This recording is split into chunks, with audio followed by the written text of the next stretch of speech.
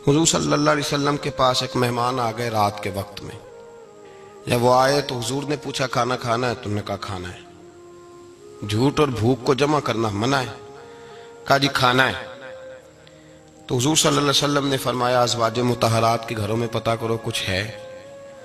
حضرت ام سلمہ کے گھر میں پتہ کیا تو کہا یا رسول اللہ 4 دن سے روٹی نہیں پکی. حضرت زینب سے پوچھا تو کہا حضور کئی دن سے چولہا ہی نہیں جلایا. حضرت عائشہ صدیقہ، حضرت میمونہ، حضرت سودا، تمام گھروں سے بظاہر یہ 2 جہاں کے شاہ ہیں پر پاس کچھ رکھتے نہیں. 2 جہاں کی نعمتیں ہیں ان کے خالی ہاتھ میں. ہر چیز ہے پر فقر اختیاری ہے. کوئی شے نہ ملی تو نبی پاک صلی اللہ علیہ وسلم نے مسجد میں اعلان کیا، فرمایا کون ہے جو میرے مہمان کو روٹی کھلائے؟ ان لفظوں کا حسن کوئی حسن والا ہی سمجھ سکتا ہے. فرمایا کون ہے جو میرے مہمان کو کھانا کھلائے؟ تو ایک صحابی لے گئے اور اٹھے وہ صحابی جو صحابہ میں غریب تھے، ایک انصاری جو غریب آدمی تھے. بہت زیادہ امیر آدمی اللہ کی راہ میں خرچ نہیں کر پاتا، اس کے لیے مشکل ہو جاتا ہے. اس کے لیے بہت امیر آدمی جو ہوتا ہے نا، وہ جتنا زیادہ امیر ہوتا ہے نا اتنی دیوار اس کے گرد کھڑی ہو جاتی ہے پیسوں کی، مشکل ہو جاتا ہے اس کے لیے. غریب آدمی کھڑے ہوئے. اگرچہ میرے محبوب کے غلاموں میں جو بڑے امیر تھے وہ بھی خرچ کرنے میں بڑے آگے تھے. حضرت عثمان غنی رضی اللہ تعالیٰ عنہ، حضرت عبد الرحمن ابن عوف، حضرت ابو بکر صدیق رضی اللہ. لیکن یہ غریب آدمی کا حضور میں لے جاؤں گا، میں لے کے جاؤں. اور یہ بخاری مسلم ہے. حضور نے فرمایا لے جاؤ. وہ اب صحابی گھر لے گئے اور بیوی سے مشورہ کیا. بات پہ غور کرنا، ہر چیز کی بھوک دیکھی جا سکتی ہے، بچوں کی نہیں دیکھی جا سکتی. وہ انصاری حضور کے مہمان کو گھر لے گئے، جا کے بیوی سے مشورہ کیا. کہا بھلی مانس گھر میں کچھ ہے؟ تو اس نے کہا تھوڑا سا بچوں کے لیے کھانا رکھا ہے. بچوں کے لیے. بچے تو بزدل کر دیتے ہیں، بچے تو آدمی کو بزدل کر دیتے ہیں، بچے تو مار دیتے ہیں، کلیجہ پھٹ جاتا ہے بچہ بھوکا ہو تو، نیند نہیں آتی. اب صحابی اپنی بیوی سے کیا کہتے ہیں؟ کہتے ہیں بچوں کو بہلا کے سلا دے. اور رسول اللہ کے لیے نہیں، رسول اللہ کے مہمان کے لیے، بھئی نبی پاک کے لیے نہیں، حضور کے. تجھ سے در در سے سگ اور سگ سے ہے مجھ کو نسبت، میری گردن میں بھی ہے دور کا پٹکا تیرا، تجھ سے در در سے سگ سگ سے ہے مجھ کو نسبت. لمبی بات ہے. کہ بچوں کو سلا دو. بی بی نے بچوں کو سلا دیا تو میاں بیوی کا مشورہ ہوا کہ مہمان کے ساتھ بیٹھ کے روٹی کھانا بھی سنت ہے. تو اب مہمان کے ساتھ بیٹھ کے کھانا بھی ہے تو کھانا ہے 1-2 آدمی کا. اب خاوند اپنی بیوی کو تیار کرتا ہے کہ میں بھی کھانے پہ بیٹھ جاؤں گا، تو بھی بیٹھ جانا. اور جب مہمان کھانے میں ہاتھ ڈال لے تو اٹھنا، کہنا او ہو دیا تو صحیح کیا ہی نہیں، ابھی بجھ جائے گا، اور جا کے دیا بجھا دینا. ہم ہاتھ ہلاتے رہیں گے، مہمان روٹی کھاتا رہے گا.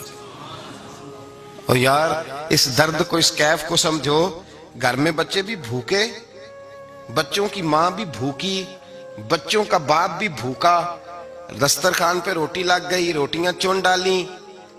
بی بی اٹھی کہنے لگی او ہو چراغ تو صحیح کیا ہی نہیں، یہ تو بجھ جائے گا. حوصلے مند بی بی جس نے بچے بھوکے سلا دیے. وہ بھوکے سوئے ہوئے بچوں کی بھوکی اماں اٹھی اور اپنے خاوند کی تابع داری میں اٹھی. میں گڈی تے ہتھ ڈور سجن دے، وہ جنج رکھے اونج رہنا ہے. اٹھی اور اس نے نہ دیا ٹھیک کرنے کے بہانے بجھا دیا. مہمان روٹی کھاتا رہا اور رسول اللہ کے نوکر قربانی دیتے رہے. وہ روٹی کھا کے سیر ہو کے بستر بچھایا تو سو گیا. یہ میاں بیوی ساری رات بچوں کی طرف دیکھتے رہے اور غور کرتے رہے اور راضی رہے کہ ہم نے حضور کا فریضہ نبھایا ہے. قربان جاؤں محبوب پہ، بے خبر ہو جو غلاموں سے وہ آقا کیا ہے. وہ صحابہ وہ اگر قربانیاں دیتے تھے تو جو اعزاز ملتا تھا وہ بھی بڑا شان والا ہے. صحابی کہتے ہیں میں فجر کی نماز پڑھنے مسجد آیا، پہلا قدم رکھا تو میرے کریم بولے.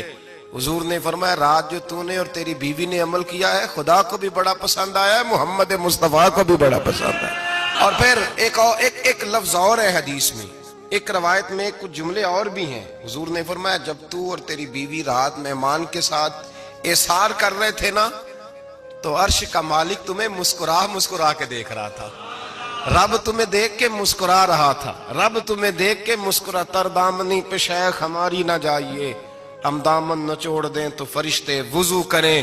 فرمایا وہ مسکرا رہا تھا کہ میرے بندے میرے رسول کی رضا کے لیے کیا کر رہے ہیں۔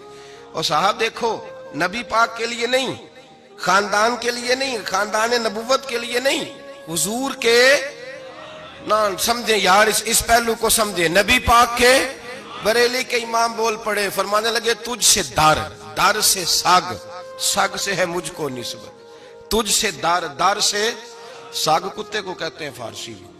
فرماتے محبوب تیرا دروازہ اور دروازے پہ کتا اور کتے کے پاس میں بیٹھا ہوں، چلو کتے کے پاس تو بیٹھا ہوں نا، میری گردن میں بھی کوئی تو پٹکا آیا ہی ہے نا، تجھ سے در، در سے سگ اور سگ سے ہے مجھ کو نسبت، چلو میری گردن میں بھی ہے دور کا پٹکا تیرا۔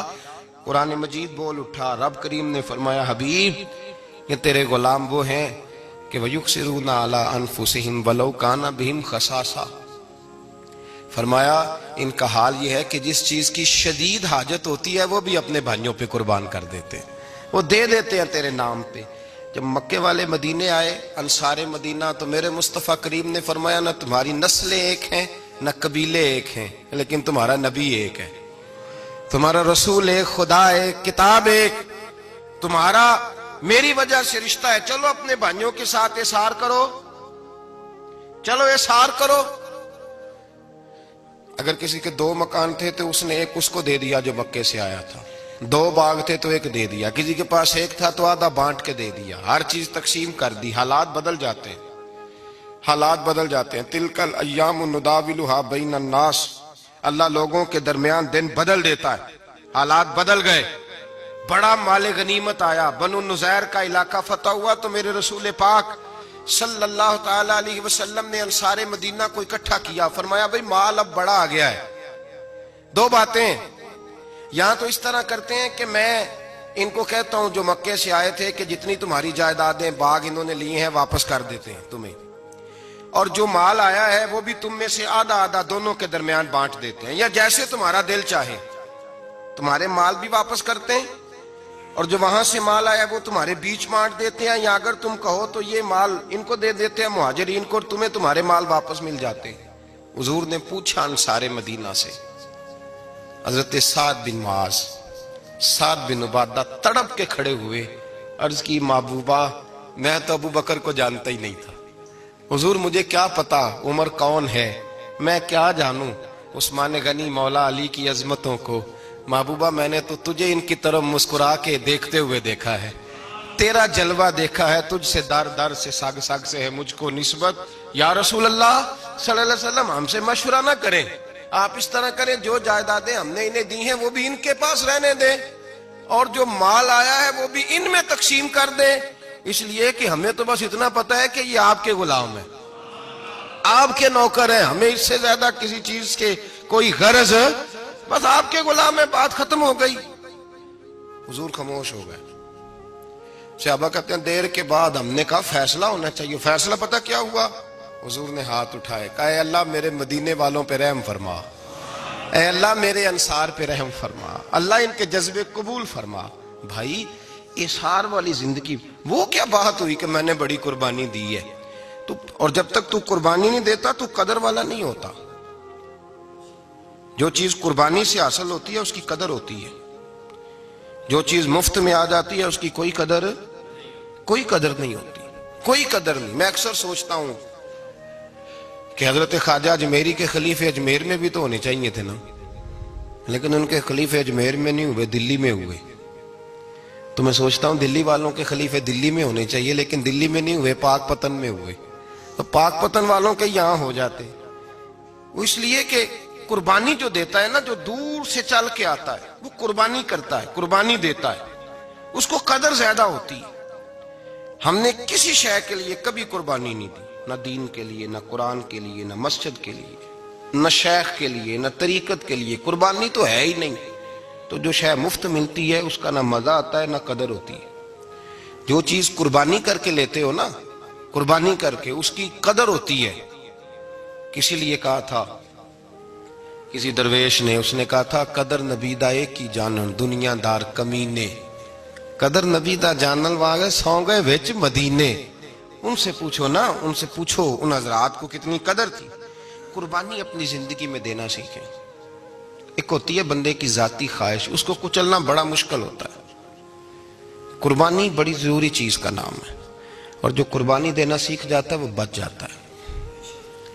کتیا 6 بچے جنم دیتی ہے لیکن قربانی نہیں نہ دیتی بچوں کی، تو ریوڑ نہیں بنتے، اجڑ نہیں بنتے. بکری 2 بچے پیدا کرتی ہے اور سال کے بعد ہزاروں بچوں، لاکھوں بچوں کی قربانی دیتی ہے، پر پھر بھی جدھر جاؤ بکرے ہی بکرے نظر آتے ہیں.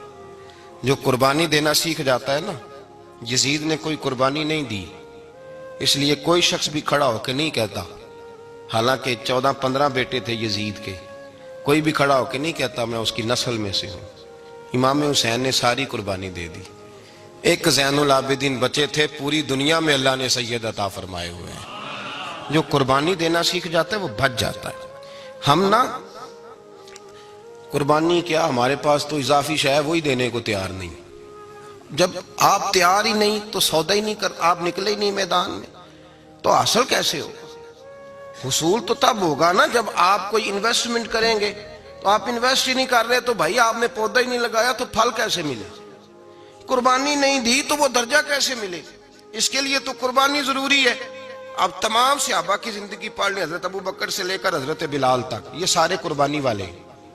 آپ تمام اولیاء کی صفت پڑھ لیں، حضرت غوث اعظم، جیلانی، داتا علی اجویری، خواجہ معین الدین، یہ سب قربانی والے لوگ ہیں. قربانی دیتے رہے تو بچے ہوئے ہیں. ان کے جو ساتھ تھے وہ بھی قربانیوں والے تھے.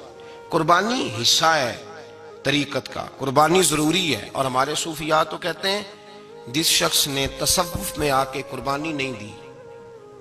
بزرگوں کے پاس ایک شخص آیا، غالباً خواجہ نظام الدین محبوب الہی کی بات ہے، میرے ذہن میں نام پورا نہیں سما رہا. تو ایک مرید نے آ کے کہا حضور زکوٰۃ کتنی دینی ہے؟ فرمایا 2.5%.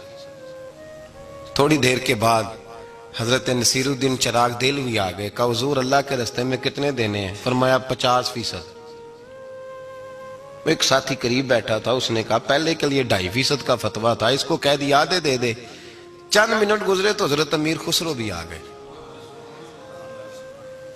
کہا حضور زکوٰۃ کتنی دینی ہے؟ فرمایا جو ہے سارا ہی لے آ، تیری 100% ہے. تو وہ ساتھی جو قریب بیٹھے تھے اس نے کہا بابا فتوے علیحدہ علیحدہ ہیں. فرمایا فتویٰ ایک ہی ہے، بندے علیحدہ علیحدہ ہے. فتویٰ ایک ہی ہے، مجھے پتہ ہے کون کتنے دے سکتا ہے. وہ جس کو میں نے 2.5% کہا ہے وہ بھی جا کے حساب کتاب کرے گا، اس نے 2.5 بھی پورا نہیں دینا. فرمایا جس امیر خسرو کو میں نے کہا نا سارا لے آ، اس کا دل کرے گا میں اپنا مکان بھی توڑ کے لے آؤں. میں نے فتویٰ ایک ہے، بندہ دیکھ کے بات کی ہے. بھائی قربانی نہیں ہے، اظہار ہی نہیں ہے، جذبہ ہی نہیں ہے، ہمارا مزاج ہی نہیں ہے. لیکن نا یہ اب ایک تو شریعت کی قربانی ہے نا، یہ تو اس پہ بھی لوگ بڑا سوچیں گے، اس پہ بھی لوگ بڑا سوچیں گے. فتوے پوچھتے پھریں گے کہ جی میرے اوپر تو ابھی میں نے تو 15,500 قرضہ دینا ہے، دوں کہ نہ دوں، کون سی دوں؟ فتوے پوچھیں گے. دینے کی دفعہ فتوے پوچھیں گے اور لینے کی دفعہ چھٹی، جو آتا ہے آنے دو.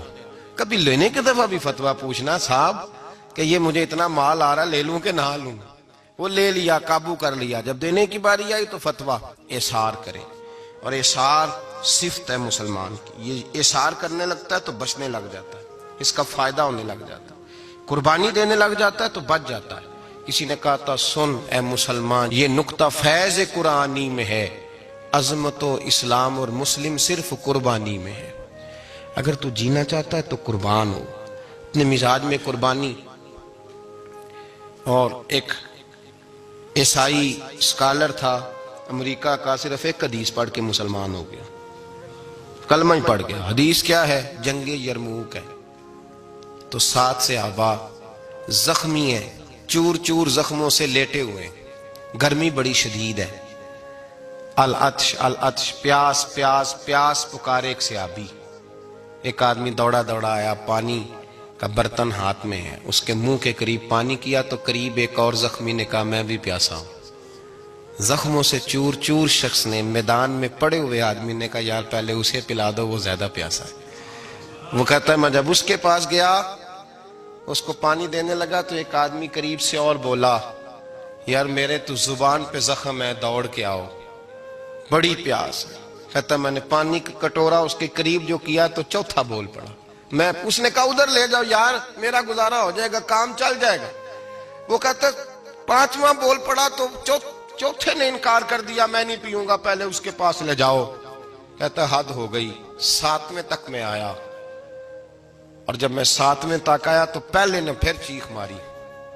تو فرماتے ہیں وہ ساتواں کہنے لگا نہیں ادھر لے جا یار، اس کو پیاس زیادہ لگی ہوئی ہے۔ کہتے ہیں جب میں اس تک گیا تو وہ جام شہادت نوش کر چکا تھا۔ پلٹ کے دوسرے کے پاس آیا تو وہ بھی فوت ہو گیا۔ تیسرے کے پاس آیا تو وہ بھی رب کریم کی بارگاہ ناز میں حاضر ہو گیا۔ ساتوں شہید ہو گئے۔ تو پانی کا کٹورا میرے ہاتھ میں رہا۔ میں کبھی آسمان دیکھتا، کبھی زمین دیکھتا، کبھی پانی دیکھتا، کبھی میں ان 7 شہیدوں کے چہرے دیکھتا۔ پھر دل میں خیال آیا یہ تو گردنیں کاٹنے والے تھے، یہ تو ایک دوسرے کو قتل کرنے والے تھے، یہ تو خون پینے والے تھے۔ آج یہ سارے اس لیے کر رہے ہیں کہ سارے محمد عربی کے غلام بن گئے، رسول اللہ صلی اللہ علیہ وسلم کے نوکر بن گئے۔ وہ کہتا میں نے حدیث پڑھی تو میں مسلمان ہو گیا۔ میں نے کہا یہ جذبے دنیا دار بندہ پیدا نہیں کر سکتا، یہ جس نے جذبہ پیدا کیا ہے وہ اللہ کا سچا رسول ہے۔ میرے بھائی اظہار کا مزاج پیدا کریں۔ قربانی تو نہیں رہی معاشرے میں، اظہار ہی تو نہیں ہے۔ ہم روایتیں پڑھتے ہیں، سنتے ہیں، لیکن آپ یقین کریں پنکھے کے نیچے مسجد میں کوئی دوسرے کو جگہ دینے کو تیار نہیں۔ پھر پنکھا ہے نا چل رہا ہے تو کوشش ہے کہ مجھے عین اس جگہ ملے جہاں پنکھا چل رہا ہے۔ اتنا بھی اظہار کرنے کو لوگ تیار نہیں، اتنا بھی۔ اور درجے بڑے بڑے لینے چاہتے ہیں، بڑے بڑے درجے۔ وہ ہمارے پاس لوگ آتے ہیں، 2-4 لفظ لکھے ہوتے ہیں نا نام کے ساتھ، کوئی علامہ لکھ دیتا ہے، کوئی پیر صاحب لکھ دیتا ہے، تو لوگ بڑی باتیں پوچھ لیتے ہیں۔ کئی دفعہ آ کے پوچھتے ہیں میرا زیارت کرنے کو دل کرتا ہے۔ میں کہتا ہوں یار تو نے آخری سیڑھی پہ پیر رکھ دیا ہے، بالکل آخری پہ۔ دل تو تیرا جس چیز کو کرے گا تو وہ کرنے لگ جائے گا۔ پہلے شروع تو حضرت جنید بغدادی رحمت اللہ تعالی علیہ، وہ دریا کنارے کھڑے تھے تو آپ دریا کے اندر پیر رکھا آگے جانے کے لیے۔ یہ اعلیٰ حضرت نے لکھا ہے واقعہ ملفوظات شریف میں۔ دریا پار کرنے کے لیے پیر رکھا تو ایک شخص کہنے لگا حضور مجھے بھی ساتھ لے لیں۔ آپ نے فرمایا میں دریا پار کروں گا تو اس طرح کرنا، میرا کرتا پکڑ لے اور یا جنید کہنا شروع کر دے۔ یا جنید۔ اس پہ فتویٰ بھی لگ جاتا ہے، پر کیا کرے، اب مسئلہ تو صحیح ہے نا۔ تو پیر میرا پیچھے سے کرتا پکڑ لے اور یا جنید کہہ، وہ کہتا ہے پیر رکھا نا حضرت نے پانی میں تو میں بھی پیچھے۔ تو حضرت جنید بغدادی کیا کہتے ہیں یا رحمان یا اللہ، یا رحمان یا اللہ، وہ خود یہ پڑھ رہے ہیں اور مجھے لگایا یا جنید پہ۔ کہتے ہیں دریا میں وہ بھی چلنے لگے تو میں بھی، یوں لگا جیسے پکے فرش پہ چل رہے ہیں۔ کہتے ہیں تھوڑا سا گزرا تو میں نے کہا بابا خود یا رحمان یا اللہ کہہ رہا ہے اور مجھے یا جنید پہ لگایا ہوا ہے، تو چلو میں بھی یا رحمان یا اللہ پڑھتا ہوں۔ کہتے ہیں میں نے یا رحمان یا اللہ کہا تو میں ڈوبنے لگ گیا، دریا میں ڈوبنے لگا۔ تو حضرت فرمانے لگے تجھے کہا نا یا جنید کہہ، کہتے پھر یا جنید کا تو پھر اوپر آ گیا۔ تھوڑا اور جا کے اب شیطان باز تو آتا نہیں، الذی یوسوس فی صدور الناس، یہ جاتا تو دل تک ہے نا، باز تو آتا نہیں۔ دن میں 36 دفعہ تو مشورہ دیتا ہے کہ سیدھی نماز پڑھو، یہ کس چکر میں لگ گئے، روز تو تقریر کرتا ہے۔ کہتا پھر دل میں وسوس آیا تو پھر میں نے جا کے کہا کہ یہ مجھے خود یا رحمان یا اللہ اور میں یا جنید۔ پھر میں نے کہا یا رحمان یا اللہ تو پھر ڈوبنے لگا۔ کہتے ہیں بابے نے پکڑ کے نکالا، کہا چپ کر کے یا جنید کہہ اگر پار جانا ہے تو، یا جنید کہہ۔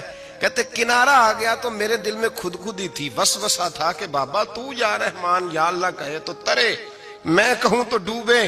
میرے دل میں وسوسہ تھا۔ اللہ والے ادھار تو رکھتے ہی نہیں نا، جو بات دل میں آتی ہے وہ بیان پہلے کر دیتے ہیں، ادھار تو ہے ہی نہیں ان کے ہاں۔ وہ تو کہتے ہیں تجھے بولنے کی گنجائش ہی نہیں دیں گے، تیرے سوال دل میں ہوگا جواب ہماری زبان پہ ہوگا۔ یہ تو چکر ہی نہیں نا، بالکل کوئی کھاتا ہی نہیں۔ رب کریم کا بندہ تو بات ہی وہ کرتا ہے جو کو دل میں لے کے آتا ہے۔